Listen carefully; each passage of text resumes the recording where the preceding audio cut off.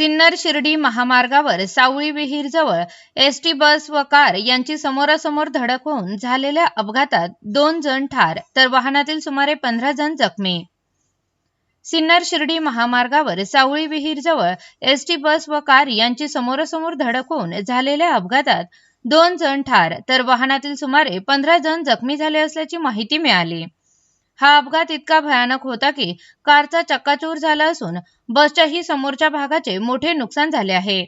या संदर्भात सूत्रांकडून मिळालेली अधिक माहिती अशी की सिन्नर ते सावळी विहीर फाटा दरम्यान ब्रांचचारी शेतकी फार्म येथे पनवेलहून शिर्डीकडे येणाऱ्या एसटी बस व शिर्डीकडून सिन्नरकडे जाणारी इर्टिका कार यांची समोरासमोर धडक झाली।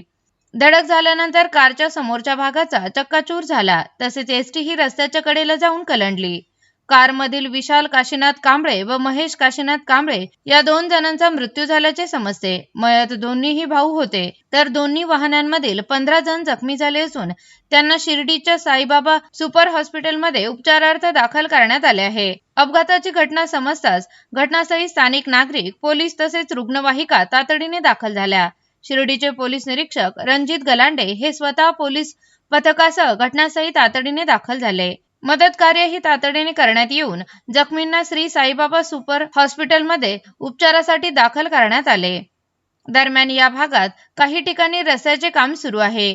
या वाहनांचा अपघात कशामुळे झाला या संदर्भात अधिक तपास पोलीस करत आहे। दरम्यान वाहन चालकाचा वाहनावरील ताबा सुटला असावा असा प्राथमिक अंदाज व्यक्त करण्यात आला आहे। या घटनेने परिसरात हळहळ व्यक्त होत आहे। प्रतिनिधी राजेंद्र दुनबळे, मराठी न्यूज लाईन, शिर्डी।